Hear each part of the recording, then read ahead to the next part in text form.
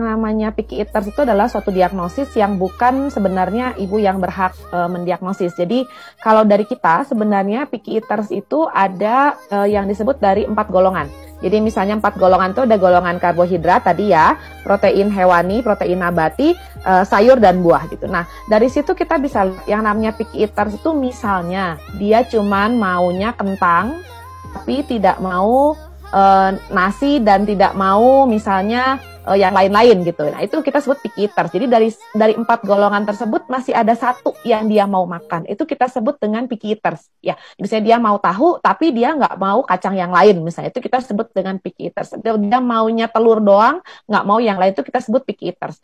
Kalau dia mau yang namanya MPASI instan, itu satu yang perlu dinilai, tekstur biasanya dan rasa, karena mereka itu kan nambahin gula, nambahin garam dan tekstur itu loh. Jadi menurut aku mungkin bukan picky eaters gitu. Nah, yang kedua adalah anak itu punya sistem sensori, Mas Alvin. Sistem sensori itu tadi kita bilang, kayak Dokter Tan bilang bahwa untuk bisa mendapatkan pengalaman makan yang baik, dia harus sensorinya pas. Sensori pas tuh jadi lidahnya pas, penciumnya pas, pendengarannya pas, penglihatannya pas, dan taktilnya juga harus pas. Nah, kadang mungkin yang dia mau, ada beberapa anak tuh yang kita sebut hipo atau hipersensitif si lidahnya sendiri. Jadi dia tipe yang kalau makan itu nggak bisa semuanya digabung jadi satu. Ya, maksudnya adalah misalnya seperti ini. Bukan berarti saya ngasih makannya cuma kentang tok atau telur tok, tidak, tapi dipisah-pisah. Menunya tuh tidak bisa digabung, yaitulah geng bubur diaduk dan geng bubur tidak diaduk gitu. Tapi dia masukin ke mulutnya tuh dia pingin merasakan sensasinya satu. Dia pengen pegang, dia cium, terus dia masukin, terus dia ngulumat.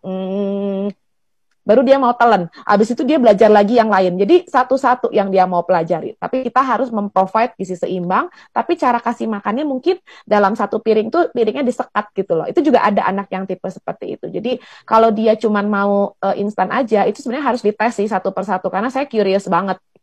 Pasien saya semua yang mau instan pada akhirnya bisa beralih ke homemade nih. Jadi kalau ada yang ngomong kayak gini, saya penasaran juga karena mungkin belum diulik aja gitu loh.